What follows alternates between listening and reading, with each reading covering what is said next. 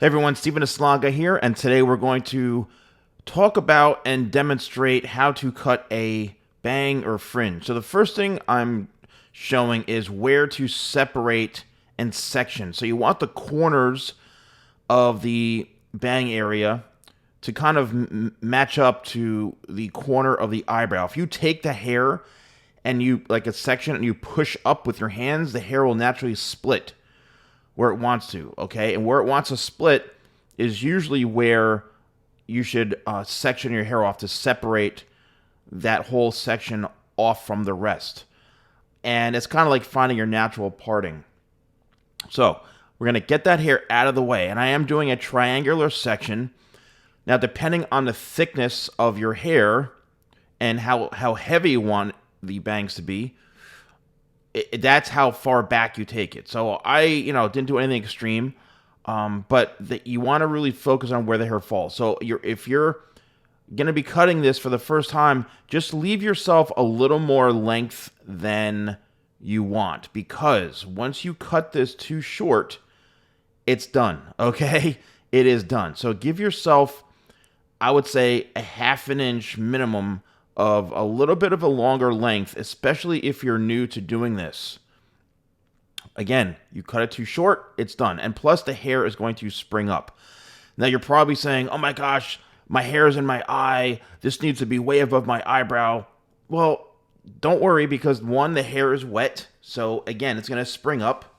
And then two, it's better to be a little bit longer than a little shorter. So now what I'm doing is a little bit of a secret. I'm actually cutting the corner. See that? I'm actually cutting that corner upwards. What that is doing is that is allowing that hair to move and sweep in the corner over to both sides. A secret I learned many, many years ago, because a lot of times people leave that weight there. And if you're looking to have a fringe area or bang area that wants to sweep over, you need to cut those corners out, because that's going to give it the freedom to sweep. All right? You see that right there. Very, very, very important move. Now, once we establish the length, what I'm going to do is I'm going to bring everything over, and I'm going to stand on the opposite side. I'm going to bring everything over to that one section and watch what I do. I'm going to cut, let that hair drop the base, and I'm going to cut that weight on top of it. That's it. Doesn't have to be too much. If it needs to be, then it needs to be. If not, then fine. But you can see all that weight there is being removed. I'm over directing everything over to that one corner. Very, very, very important. There we go. Now, it gets even better than this. We are going to do this on the complete opposite side now. Same technique. We're going to take that section and we're going to pull it over to that one side, and look at that piece right there. That's the corner.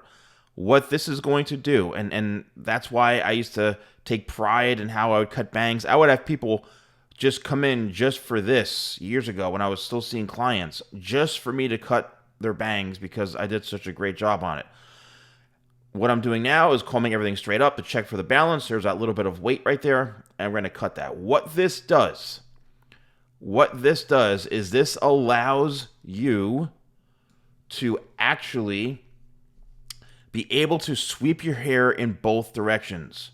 So you can bring it over that one way right there, and you can see what that getting rid of that corner allows it to fully sweep over. Okay, and once again, that's why it's very important that we left that length there, so you can get that hair to sweep. Now, you could do it to the other side because of how we cut this and because of how we got rid of that corner. And look how nice that sweeps over. There you go. I see all sorts of crazy techniques of people doing things, and you don't have to make it that complicated, okay? Now, I am going to go in now and just point cut a little bit. Now, this is where it gets creative, all right? This is where it gets creative. And also, if you want to go a little shorter, let's just say, you know what, after all that, it's still too short, then you can take it a little bit shorter. So now what I'm doing is going to be a bit more of an extreme kind of PC or wispy type of fringe or bang. So, very courageous, and I just used my comb as a tool. Okay, I didn't use my hands. I suggest using your comb because it gives no tension and you're letting the hair fall. You really want to do that in this area because once again, you have the risk of running it too short. So, because we're going shorter with the length, I'm going to be going shorter just on top with the layers a little bit. And again, this is for somebody who's looking for a bit more of a softer, wispier fringe area. You want to be a little more daring with it. You're going to be wearing your this area is pretty much down in the face most of the time. Now, if you're looking for that kind of, goth or, a little more of a striking or harsh fringe, then you can leave it like this. But I'm going to soften this up big time. So now what I'm doing is I'm going to feel for where the weight is. I'm going to feel for that weight. And I can see it's right there on the very bottoms. And that's where I'm going to go in with the thinning shear. And I'm just going to go crazy and really, really remove a lot of that weight. You have to be, very confident in doing this. And it's all about where the weight is. You don't want to be taking out sections or weight when there's, on areas like near the scalp. Because that's just going to make the hair look like it's thinning. So you want to feel where those areas are.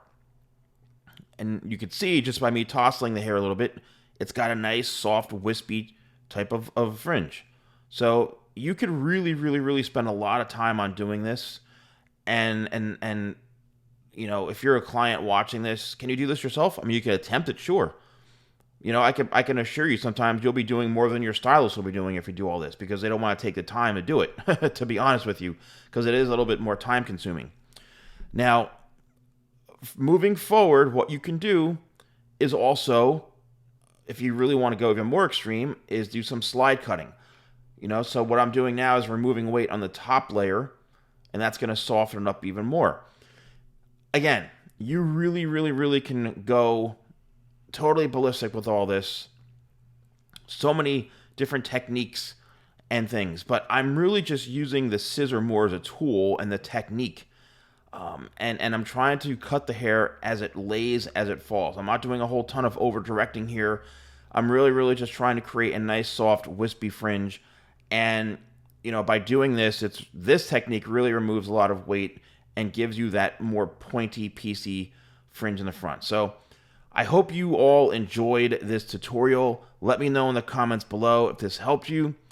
Don't forget, if you want to use any of my products, use code YouTube20. That's YouTube20 at shop.thesalonguy.com. Thanks for watching, and I'll see you soon.